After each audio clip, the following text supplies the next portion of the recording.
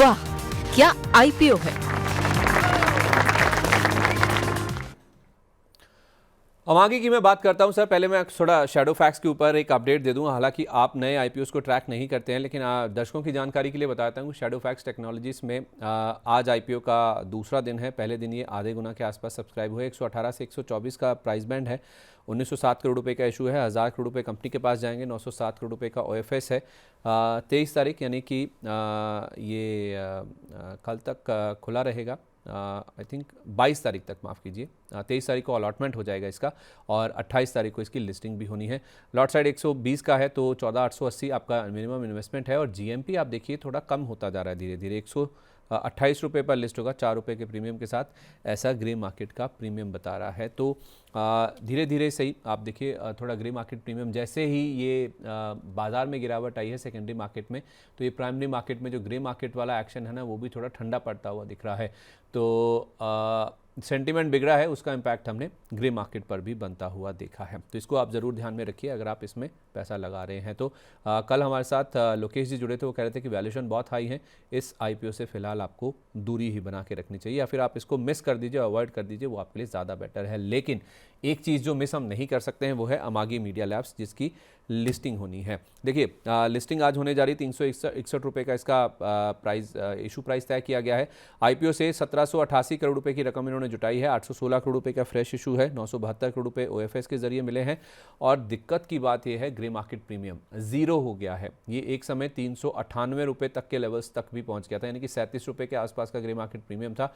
और जिस तरह से 2 दिन में बाजार में गिरावट हुई है ना, पूरा ग्रे मार्केट प्रीमियम आप देखिए वाइप आउट हो गया, बावजूद इसके कि ये 30 गुना के आसपास सब्सक्राइब हुआ था। अब सर मुझे इस बात की चिंता है, जरा इसका प्राइस भी ले आइए एनएसई पर कहाँ जाके सेटल हुआ है। मुझे इस बात की चिंता है सर, क्योंकि उस समय उत्साह काफ़ी ज़्यादा था। वो बीसीसीएल वाला आईपीओ अभी बंद ही हुआ था, तो जिन्होंने ये सोच के लिया कि अच्छा पैसा बन जाएगा, बीसीसीएल मिस हो गया, चलो यहाँ पे पैसा लगा देते हैं, उनको ये नहीं पता था सर कि 2 दिन में बाज़ार में क्या होने वाला है और जिस दिन लिस्टिंग होगी उस दिन बाज़ार का किस तरह का मूड माहौल होगा। अभी भी आप देखें बाज़ार में गिरावट के साथ ही कारोबार हो रहा है और इसका जो ग्रे मार्केट प्रीमियम है पूरी तरह से फेड हो गया या फिर ख़त्म हो गया, आप मान लीजिए।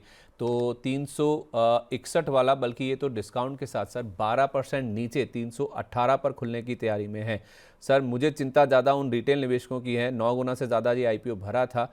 अब ये डिस्काउंट पर लिस्टिंग होने जा रही है। सर किसी ने नहीं सोचा था कि डिस्काउंट पर लिस्टिंग हो जाएगी। क्या करें सर, ये जो प्राइमरी मार्केट का एक्शन है ना, ये सेकेंडरी मार्केट से जैसे तैसे जुड़ा हुआ है। तो अगर आप सोचें ना कि सेकेंडरी मार्केट में मैंने तो पैसा लगाया नहीं, आईपीओ में लगाया है, तो आईपीओ में भी कैसे नुकसान हो जाता है जब बाजार का सेंटीमेंट मूड माहौल बिगड़ता है ना। उसका एक परफेक्ट एग्जांपल आप देख लीजिए, अमागी जो कि 398 पर शुरू हुआ था ग्रे मार्केट प्रीमियम में कि लिस्टिंग हो सकती है, 318 पर आ गया। सर बड़ा दुखद सा माहौल बनता जा रहा है, क्या करें। अमागी मीडिया लैब्स में 12% नीचे लिस्ट होने की तैयारी है। देखिए संदीप जी, मुझे लगता है कि ये ना एक इन्वेस्टर्स को एक व्यू था, मोटा मोटा एक 7-8% का लिस्टिंग गेन हो सकता है, ऐसा एक व्यू था और आ भी रहा था लिस्टिंग गेन। लेकिन जिस तरीके से लास्ट 2-3 दिन से खराब सिचुएशन हुआ है और मार्केट नीचे आया है, मतलब आप सोचिए कंपनी का क्या हाल है कि कंपनी आज लिस्टिंग होने जा रहा है, मूड माहौल इतना खराब है, अभी 10% नीचे दिखा रहा है। मुझे लगता है कि स्ट्रिक्टली स्टॉप लॉस अगर आपका अलॉटमेंट लगा है तो स्ट्रिक्टली स्टॉप लॉस आपको 300 पे मेंटेन करना चाहिए, क्योंकि 318 के आसपास मुझे दिखा रहा है कि ये ओपन हो सकता है। 300 एक स्ट्रिक्टली स्टॉप लॉस मेंटेन कीजिए और अब आप वेट कीजिए। अगर 300 के नीचे ब्रेक नहीं करता है आपको वेट करना चाहिए, क्योंकि हो सकता है कि अगर 335-340 का रेंज फिर से इसके ऊपर सस्टेन होता है तो अगेन आपको ना 378-400 तक मिल सकता है। लेकिन मेरा वार्ड को अच्छे से सुनिए, 335 का लेवल अगर ब्रेक होता है उस केस में और नीचे के साइड में ना आपको 300 पे आपको एक स्टॉप लॉस मेंटेन करना है, क्योंकि पॉसिबिलिटीज ये भी ज्यादा है कि नीचे आने का, क्योंकि मूड माहौल उतना बढ़िया है नहीं। तो लोगों को लग सकता है ऐसा कि नहीं, जो भी मिल रहा है चलो 10% लॉस है, पहले हम बेच देते बाद में खरीदेंगे देखेंगे। तो अगर वो पैनिक आ गया तो थोड़ा मुश्किल रहेगा पर्टिकुलर स्टॉक के लिए। तो इसीलिए मेरा मानना है कि 318 में 319 में अगर ओपन हो रहा है तो आप एक बार 300 पे मैक्सिमम और 18 रुपीज का रिस्क लीजिए, स्टॉप लॉस मेंटेन कीजिए, बने ठीक है। रहिए। अगर 300 के नीचे आता है तो आपको एग्जिट करना है। ऊपर में कहाँ तक बाउंस बैक आपने बोला सर?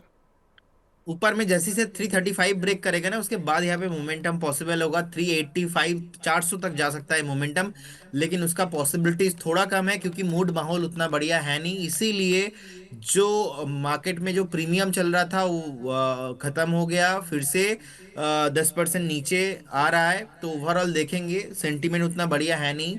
तो मुझे लगता है कि एक बार आपको एग्जिट होना चाहिए। देखिए, ऐसा नहीं है कि हर आईपीओ में आपको मुनाफा होगा। अब मुझे मैंने भी आपको राय दिया था कि एटलीस्ट 5-6% हो सकता है कि एक बार आपको लिस्टिंग गेन मिले, लेकिन फंडामेंटल उतना बढ़िया था नहीं। लेकिन मूड माहौल बढ़िया था। लेकिन लास्ट 24 आवर्स में जो मार्केट का मूड चेंज हुआ है, ये आपको आगे से आके एक्सेप्ट करना पड़ेगा। यही रियलिटी है मार्केट का।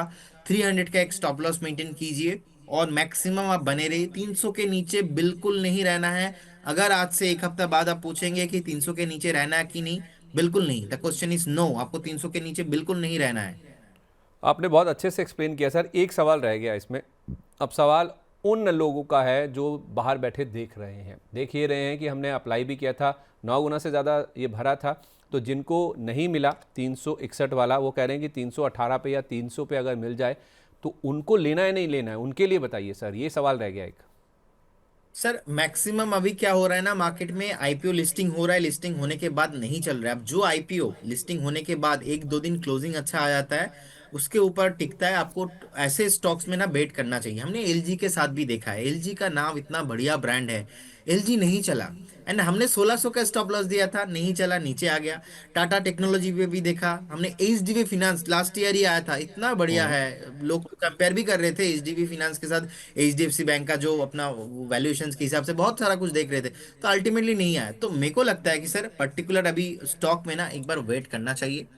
अगर 335 350 इसके ऊपर 1 से 2 दिन क्लोजिंग आता है ना, देन आपको फ्रेश बाय करने के बारे में सोचना चाहिए, उससे पहले नहीं।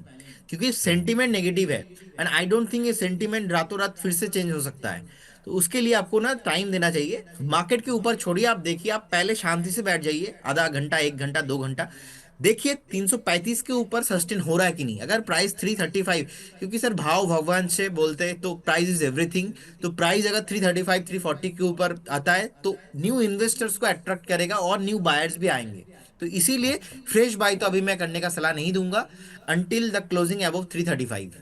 ठीक है, बस एक ही सवाल आपसे। अब जो अच्छा चल रहा था, जिसमें मुनाफा अभी भी बन रहा है ना, 23 रुपये वाला जो 45 चला गया था, आज भी 42-27 गया, वो है बीसीसीएल, भारत कोकिंग कोल। इस पे बस मुझे राय दे दीजिए सर, ये भी 5% नीचे आ गया। आप सर मुझे लगता है कि एक बार ना, अगर आपका व्यू शॉर्ट टर्म है तो आप प्रॉफिट बुकिंग करके एग्जिट हो जाइए। क्योंकि अगर आपको लिस्टिंग गेन पे अच्छा खासा प्रॉफिट मिला है, ऑलमोस्ट 80% के ऊपर आपका मुनाफा है, तो अगर आपका व्यू है यहाँ पे 1.5 से 2 साल डेफिनेटली बने रहिए। लेकिन शॉर्ट टाइम में एक बार आपको जो है एग्जिट करना ही चाहिए। चलिए, बहुत शुक्रिया आपका सर। जितने भी स्टॉक्स को लेकर बातचीत हुई है, उसमें कोई डिस्क्लेमर आपका सर? सर देखिए, इन्वेस्टमेंट सिक्योरिटीज मार्केट है, सब्जेक्ट टू मार्केट। जितने भी स्टॉक्स को लेके मैंने बात किया, कोई भी स्टॉक्स में मेरा या हमारे कंपनी का कुछ भी पोजीशन नहीं होता है। No conflict of interest. ऐसा राय हम क्लाइंटों को भी देते हैं, हो सकता है कुछ कॉल क्लाइंटों के पास हो, हमारे पास नहीं है। बहुत बहुत धन्यवाद संदीप जी, आपको एंड मनी नाइन्स के सारे व्यूअर्स को। Thank you so much sir. उम्मीद करता हूँ, आपने कहा था कि टाइम पे मुझे छोड़ देना, मैं आपको आपकी मीटिंग के लिए लेट नहीं किया हूँ। तो आपका व्यू हमने जान लिया है। बहुत शुक्रिया आपका हमारे साथ जुड़ने के लिए। Wish you very good day ahead sir. तो मैं आपके साथ हूँ सर।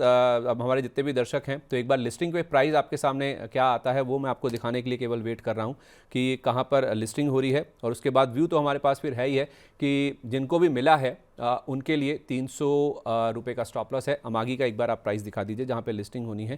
तो 318 रुपये पर ये खुलने के इंडिकेशंस है, जहाँ पर ये खुलता है। उसके बाद जिनको भी अलॉटमेंट मिला है उनके लिए 300 रुपये का जो प्राइस है वो स्टॉप लॉस के तौर पर आपको मेंटेन करना है। और जब तक 335 रुपये का लेवल नहीं पार होता, तब तक कोई नया एडवेंचर ना कीजिए। बिल्कुल इस स्टॉक से दूरी बना के रखिए। फॉलिंग नाइफ को कैच मत कीजिए। नीचे जा रहा है वहाँ पे खरीदारी ना कीजिए, ऐसा हमें अभी प्रदीप सर बता के गए हैं। तो 335 को आप ध्यान में रखिए, वो ऊपर की ओर ब्रीच होगा। उसके बाद आप सोचिए इसमें कोई नई खरीदारी अगर आपको करनी है। 361 वाला नहीं मिला तो ये सोच के मत ले लीजिए कि 318 पे मिल रहा है, कूद कूद के यहाँ पे खरीदारी कर लेनी चाहिए।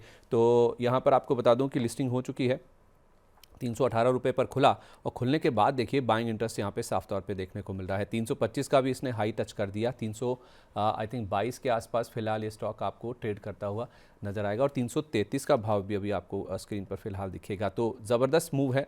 लिस्टिंग पर हम देख रहे हैं कि काफ़ी रशाकशी हो रही है। खरीदारी बिकवाली दोनों तरफ के जो मूव्स हैं वो स्टॉक में बनते हुए दिख रहे हैं। कुछ लोग सोच रहे हैं कि जो भाव मिल जाए लेकर निकल जाएं, इसमें से अपना लॉस जो है उसको लिमिटेड कर लें, लेकिन कुछ लोग लोअर लेवल से खरीदारी कर भी रहे हैं। जैसे मैंने सवाल पूछा भी था अभी प्रदीप जी से कि कुछ तो होगा ऐसा कि लोग सोचेंगे 361 पे नहीं मिला, 9 गुना से ज़्यादा बोलियां लगी थी, मिला तो एक ही गुना के लोगों को होगा, तो उन्होंने लोअर लेवल्स पे कुछ खरीदारी की है और चेष्टा की है। NSE पर अगर आप देखेंगे तो मुझे भाव फिलहाल के लिए 330 के आसपास के दिख रहे हैं। 331 का भी इसने हाई टच किया है, तो वैसे 333 का भाव सामने आपको दिख रहा है। मेरी स्क्रीन पर मुझे 333 नहीं दिख रहा है, लेकिन हाँ लोअर लेवल से कुछ खरीदारी ज़रूर अमागी के शेयर में बनती हुई नजर आ रही है। तो आप 335 का वेट कर लीजिए, जैसा अभी हमने बातचीत करी भी थी प्रदीप जी से। 335 अगर पार हुआ तो हो सकता है कुछ नया बाइंग इंटरेस्ट, कुछ शॉर्ट कवरिंग भी यहाँ पर बनती हुई दिखे। तो अमागी में फिलहाल के लिए आपका जो स्टॉप लॉस है वो 300 रुपये के आसपास का होना चाहिए। तो ख़राब लिस्टिंग हुई है 318 रुपये के आसपास 12% के डिस्काउंट के साथ, लेकिन लोअर लेवल से आप देखेंगे कुछ खरीदारी भी यहाँ पर बनती हुई दिखी है। मेरी स्क्रीन पर एक बार मुझे 338 रुपये का भाव भी दिखा है, तो कुछ तो लोअर लेवल्स पे बड़ा चल रहा है स्टॉक में और लोअर लेवल्स पे खरीदारी के इंटरेस्ट साफ तौर पे देखने को मिले। तो 335 का आप ज़रूर ध्यान रखिए। 335 के ऊपर बंद हो जाए तो आप यहाँ पे नई खरीदारी के बारे में सोच सकते हैं। तो ये हो गई आज की लिस्टिंग। वाह, क्या आईपीओ है। बिगड़े हालात में कैसे बनेगी बात? जनता को चाहिए एक ही जवाब, क्या टैक्स का बोझ कम करेगी सरकार? टैरिफ का डर जब तक नहीं होगा पार, मुश्किल में रहेगा कारोबार। रिफॉर्म के एजेंडे से पीछे नहीं हटना है, लेकिन आगे क्या? सबका मिलेगा जवाब जब 1 फरवरी को पेश होगा देश का बजट। बजट 2026 का 360 डिग्री कवरेज सिर्फ मनी 9 पर। इकोनॉमी, शेयर बाजार और आपके इन्वेस्टमेंट पर क्या होगा असर, जानिए और समझिए हमारे साथ दिन भर।